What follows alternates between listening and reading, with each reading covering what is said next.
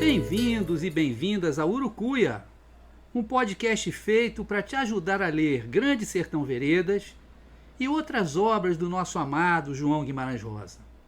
Eu sou o Marcos Alvito. Bom, pessoal, no programa de hoje, a gente vai para a quarta e última parte da conversa inventada com Guimarães Rosa.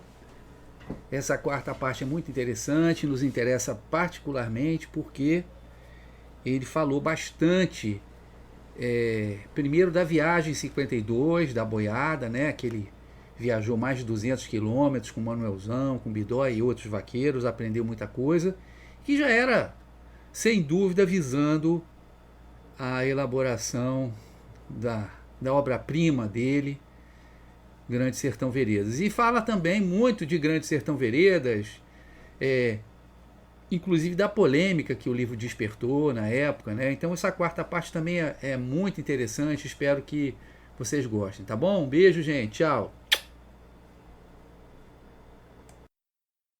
Mestre, depois de eu passar um tempo na Colômbia e voltar ao Brasil, trabalhando ali na sede de Itamaraty, o senhor passou 3 anos em Paris, não foi isso?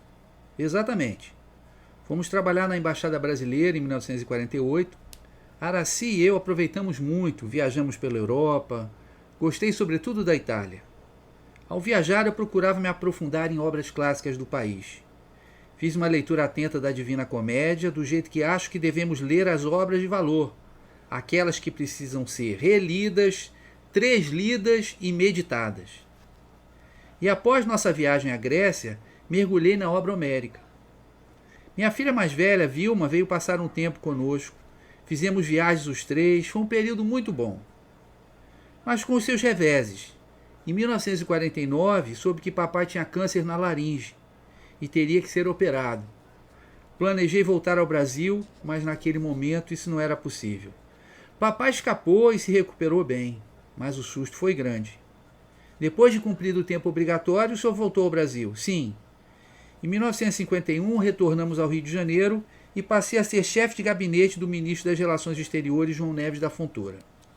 Ia ascendendo na carreira diplomática, mas aumentava também o trabalho, aumentava também as responsabilidades.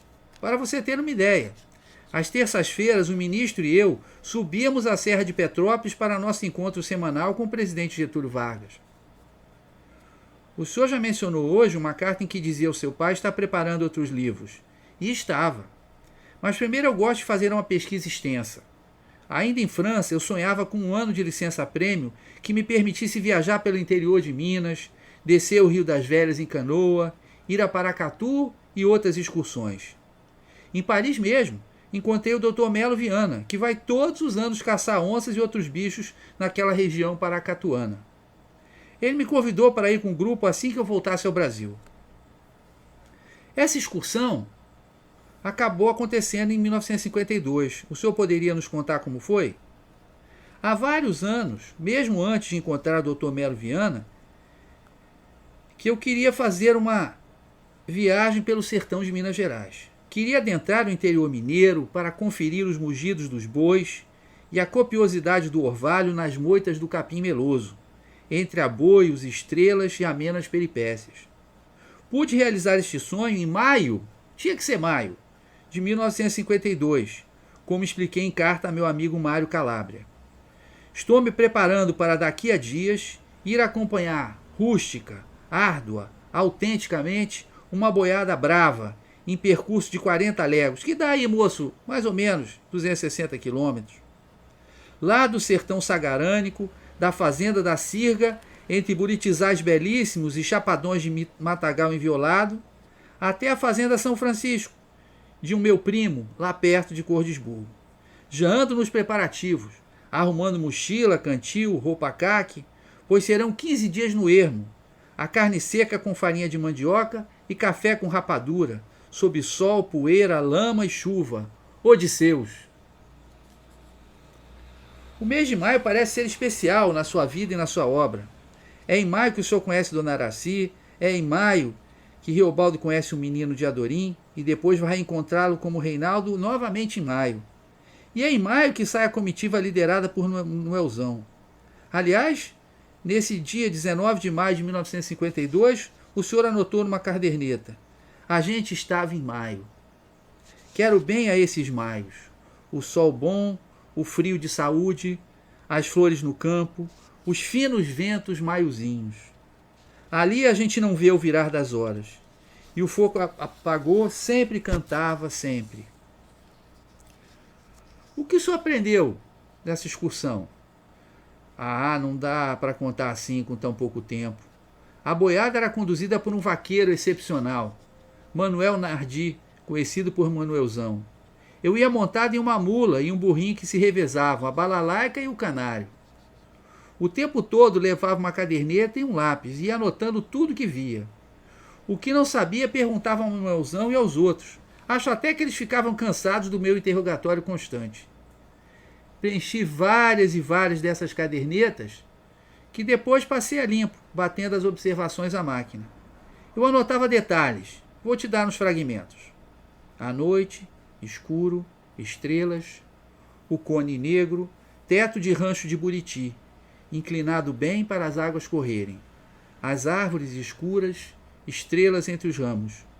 O cincerro de um boi de carro badaleja, os grilos.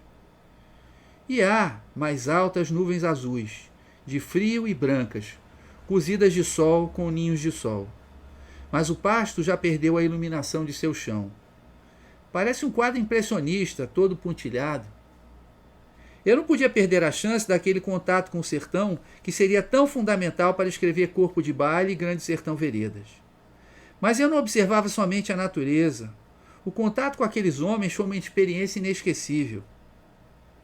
Primeiro, Manuelzão quis me chamar de doutor, mas eu pedi a ele e aos outros que me chamassem de João Rosa. No primeiro dia, levantamos às 4 da manhã. Eles comeram feijoada. Eu tomei só um cafezinho. Ninguém achava que eu iria aguentar. Ignorava que sou essencialmente um homem do sertão. Assim que saímos, Manuelzão começou a tocar aboios para acalmar o gado. Cantar aboios para acalmar o gado. Zito ia à frente. Ele era o guieiro. Tocava o berrante, que imita o berro do boi e faz com que a boiada caminhe. Além disso, Zito era também o cozinheiro. Bindói, o poeta da turma, inicia o duelo. Morena, quando te vi, fiquei cego, fiquei mudo, me deu cesão, me deu febre, me deu tudo. E boi, vamos, vamos! Manuelzão respondeu com o mesmo tema. Olá, olá, vamos lá, vamos embora. Arriei meu cavalo, passei a mão na viola. Morena, se eu te contar minha vida, você chora. Mas Bindói ultrapassou os limites. Tem 3 coisas neste mundo que se come de colher: melancia, mamão e abacate. Uma que não tem jeito é precheca de mulher. E boi, vamos! Bindói era terrível. Podia passar a manhã inteira só cantando sobre esse tema. Gambião come pinto, carcará come lacraia. O que come o homem está debaixo da saia. Vamos, vamos, boi! Já pensou passar 11 dias com uma turma dessa cruzando o sertão? Mas eu ia contando acerca do primeiro dia da saída lá da fazenda Sirga. Deu meio-dia, eu estava morrendo de fome. Manuelzão parou a comitiva em uma vereda e bebeu um gole d'água. Me ofereceu um pedaço de carne seca com farinha e rapadura. Foi o jeito. Manuelzão brincou comigo. Tá com medo de passar fome, né, João Rosa? Tô. Resolvi garantir o estômago. Ao anoitecer, paramos. A turma bebeu uma pinga e jantou. Aquiles tocou sanfona e os violeiros tocaram durante horas. Toda a noite era isso. O pessoal reunido em volta da fogueira, cada um contando um caos. Dia seguinte, às 4 da manhã, lá estava eu a comer feijoada. Estávamos levando 198 reses. Não era boiada pequena, não. Nem era tarefa fácil. A gente tinha que fazer pelo menos 20 quilômetros por dia. contando trechos difíceis, subidas em que o gado queria voltar. Gênio forte, homem da pólvora quente, como anotei numa caderneta, Manuelzão era excepcional na condução da boiada. Quando chegamos em André Quissé, a turma se esbaldou na cachaça e na festa, todo mundo querendo arranjar namorada, menos eu. Além de se divertir, o senhor aprendeu muita coisa, demais da conta. No Grande Sertão Veredas, por exemplo, do início ao fim eu uso materiais que obtive nessa viagem. Foi aí que eu vi Pão ou Pães é Questão de Opiniões, que está no primeiro parágrafo do livro. É claro que essa matéria-prima serve a um propósito particular, ganha um outro sentido. Outro exemplo, quando o encontro de Reobaldo com o menino, Reobaldo com medo, espera que a canoa seja feita com uma madeira que boia e não afunda. O menino ensina que não, quer uma canoa feita com peroba, e que canoa de peroba afunda. É coisa que anotei a lápis numa caderneta. Canoas, as que afundam. Pau-d'óleo, peroba, as que não afundam. Faveira, tamboril, cedro, vinhático, emburana. Veja que eu utilizei um conhecimento técnico, mas com um propósito dramático e filosófico, pois aí a canoa tem claramente um valor metafórico, e o fato dela estar feita com madeira que poderia afundar é significativo. Falemos então de Grande Sertão Veredas, mestre. Há coisas inexplicáveis em relação a esse livro. Antes de entregar os originais, passei 3 dias e 2 noites trabalhando sem interrupção, sem dormir, sem tirar roupa, sem ver cama. Foi uma verdadeira experiência transpsíquica estranha, sei lá. Eu me sentia um espírito sem corpo, pairante, levitando, desencarnado, só a lucidez e angústia. Passei, Marcos, 2 anos num túnel, num subterrâneo, só escrevendo eternamente. Daí veio-me uma forte gripe, naturalmente. Você sabe bem, a gripe é uma das mães da humildade. Depois tive de limpar-me dos fantasmas dos personagens criados e readaptar pouco a pouco o espírito à luz nua e crua da realidade, que é sempre áspera. A José Olímpio percebeu a excepcionalidade do livro e apressou o lançamento, que ocorreu em maio de 1956. Sem assinar, eu mesmo escrevi a orelha, onde avisei aos leitores que aquele era um livro diferente, terrível, consolador e estranho. Tenho que contar um segredo. Embora por formação ou índole oponha escrúpulo crítico a fenômenos paranormais e, em princípio, rechace a experimentação metapsíquica, minha vida, sempre e cedo, se teceu de sutil gênero de fatos.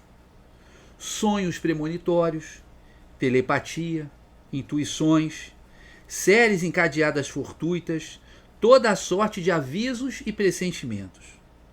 No plano da arte e da criação, já de si, em boa parte, subliminar ou supraconsciente, entremeando-se nos bojos do mistério, e equivalente às vezes quase à reza, de certo se propõe mais essas manifestações. Quanto ao Grande Sertão Veredas, forte coisa e cumprida demais seria fazer crer como foi ditado, sustentado e protegido por forças ocorrentes muito estranhas. Eu diria que Grande Sertão Veredas foi para mim o término de um desenvolvimento e, ao mesmo tempo, algo que um dia espero levar-me-á à meta final. É uma autobiografia irracional, ou melhor, minha autorreflexão irracional. Naturalmente que me identifico com esse livro. Mais do que dedicado a Dona Araci, né, mestre? Ele foi outorgado a ela. Na dedicatória se lê: a Araci, minha mulher Ara, pertence a esse livro. É que quando escrevi A Grande Sertão Veredas, minha mulher sofreu muito, porque nessa época eu estava casado com o livro. Por isso dediquei-o a ela, para lhe agradecer a compreensão e a paciência. Você deve saber que tenho uma mulher maravilhosa. Como sou um fanático da sinceridade linguística, isto significou para mim que lhe dei o livro de presente e, portanto, o dinheiro ganho com esse romance pertence a ela, somente a ela, e pode fazer o que quiser com ele. Uma dedicatória é uma promessa. e devemos cumprir nossas promessas. Mestre, o livro gerou muita polêmica, com posições exacerbadas, a favor e contra. Sim, houve uma barulhada tremenda. Deu-se em torno, sobretudo, da questão linguística. Não inventei língua alguma, embora tenha inventado, assim como muitos antes de mim o fizeram, Cícero, Conte, Stendhal, Voltaire e outros, algumas palavras. Meu propósito foi outro. Além dos estados líquidos e sólidos, por que não tentar trabalhar a língua também em estado gasoso? Há dois componentes de igual importância em minha relação com a língua. Primeiro, considero a língua como meu elemento metafísico, o que sem dúvida tem suas consequências. Depois, existem as ilimitadas singularidades filológicas, nas quais existem fundamentalmente processos de origem metafísica, muitas coisas irracionais, muito que não se pode compreender com a razão pura. E o nosso português brasileiro é uma língua mais rica, inclusive metafisicamente, que o português falado na Europa. É incalculável o enriquecimento do português do Brasil por razões etnológicas e antropológicas. Existem elementos da língua que não são captados pela razão. Para eles são necessárias outras antenas. Amo a língua. Realmente a amo como se ama uma pessoa. Poxa, mestre, isso se nota. Olha, muito obrigado por essa conversa. Espero que seus leitores atuais e futuros, possam aprender ainda mais com o senhor através dessas palavras suas que eu procurei resgatar aqui, inventando essa conversa, inventando esse diálogo, em que eu procurei ser o mais fiel possível às suas palavras. Tá ótimo, Marcos. Obrigado. A gente se encontra por aí. Valeu. Um abraço. Bom, pessoal, essa foi a quarta e última parte da conversa com o mestre Guimarães Rosa, uma conversa inventada, mas que nem eu não canso de repetir, uma conversa que usou ao máximo todos os materiais deixados por ele, por pessoas muito próximas dele, Então, nós usamos cartas, usamos entrevistas, usamos os 2 vídeos que existem, biografias, livros de memórias da família, da filha, do tio, e com esse material, então, que a gente construiu esse diálogo, Espero que vocês tenham gostado. Eu fiz da melhor forma possível, Claro, ainda estamos começando com esse podcast, temos uma experiência nova, mas espero que possa ajudar alguém a entender melhor a obra do João Guimarães Rosa, que é uma paixão muito grande, que é o objetivo desse podcast Urucuia, desse Urucuia Podcast. Então agora vocês vão ficar com uma música bem rosiana, que lembra bem o sertão, que lembra bem a tranquilidade, a paz, a calma daquele que vive uma vida mais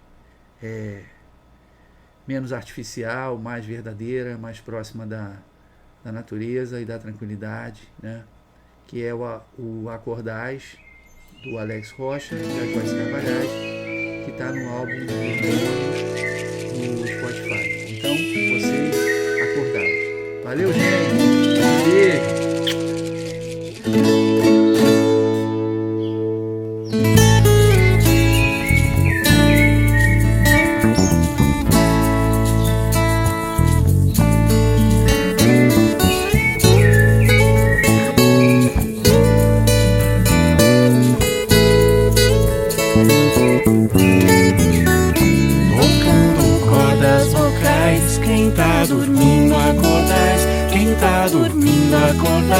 Quem tá dormindo, acordais. A casa agora adentrais. Quem tá dormindo, acordais. Quem tá dormindo, acordais. Quem tá dormindo, acordais. Peço licença ao Senhor, trago cantigas de paz, viola fina ensaiando o pôr do sol nos quintais, passarinho vem se achegando.